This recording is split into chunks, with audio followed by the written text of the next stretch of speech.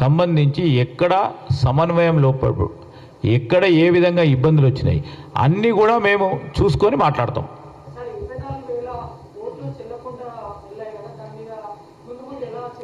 Definitely we appeal to graduates. మేము ప్రతి ఎలక్షన్లో కూడా, ఎలక్షన్ ప్రచారం కార్యక్రమంలో కూడా ఏ విధంగా ఓటు వేయాలి, ఏ అభ్యర్థికి ఏ విధంగా ఓటు వేయాలి, మా కాంగ్రెస్ పార్టీకి అభ్యర్థికి ఈ విధంగా ఓటు వేయాలని ఒక పరంగా వారిని ఎన్లైటన్ చేసుకుంటూ, ఎంపవర్ చేసుకుంటూ, ఎడ్యుకేట్ చేసుకుంటూ ముందుకు నడిచినాం. కానీ దురదృష్టకరం, బాధాకరం. ఎందుకంటే మాకే పెద్ద ఎత్తున నష్టం జరిగిందని కనబడతా ఉంది అక్కడ. సో ఇలాంటి ఎన్నికలు జరుగుతూ ఉన్నప్పుడు ప్రతి ఎన్నికల్లో కూడా ఈ విధమైన ఒక స్పష్టత రావాలి, గ్రాడ్యుయేట్స్ ఈ విధంగా ఓటు వేయాలని చెప్తూనే ఉన్నాం. ఇంకా పెద్ద ఎత్తున దీని పరంగా ప్రచారం చేసుకోవాల్సిన అవసరం ఉంది.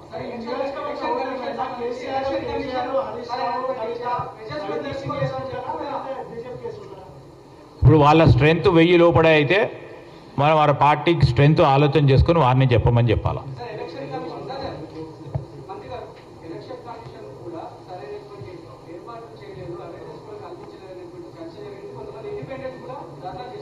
అవును, ఏదైనా కానీ ఎలక్షన్ కమిషన్ ఆఫ్ ఇండియాకు సంబంధించి వారికి ఉన్న విధులు తప్పకుండా స్పష్టంగా ఇంకా పెద్ద ఎత్తున చేయాల్సిన అవసరం ఉందని ఈరోజు ఇన్ఎలిజిబుల్ ఓటర్స్ సంఖ్య స్పష్టంగా చెప్తా ఉంది. తప్పకుండా ఒక అధునాతనమైన పద్ధతిలో అందరు ఓటర్స్ను ఎన్లైటన్ చేయాల్సిన పరిస్థితి ఏర్పడ్డది. ఈరోజు ఎన్నికలకు సంబంధించి 24,000 మంది ఆ తీర్పు అవే ఎలిజిబుల్ ఓట్లు అయితే తప్పకుండా మేము గెలిచేవాళ్ళం. మేము మాకు స్పష్టంగా కనబడతా ఉంది అక్కడ. సో దాన్ని మేము బేస్ చేసుకొని మాట్లాడతలేము ఈరోజు సరే జరిగింది ఎన్నిక, ఆ ఎన్నికకు సంబంధించిన ఫలితాలు వచ్చినాయి. ఫలితాలను గౌరవించాల్సిన బాధ్యత మాది.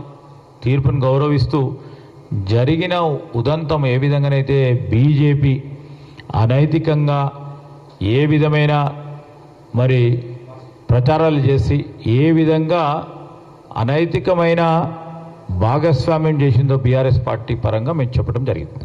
నిజామాబాద్, ఆదిలాబాద్ జిల్లాలకు సంబంధించి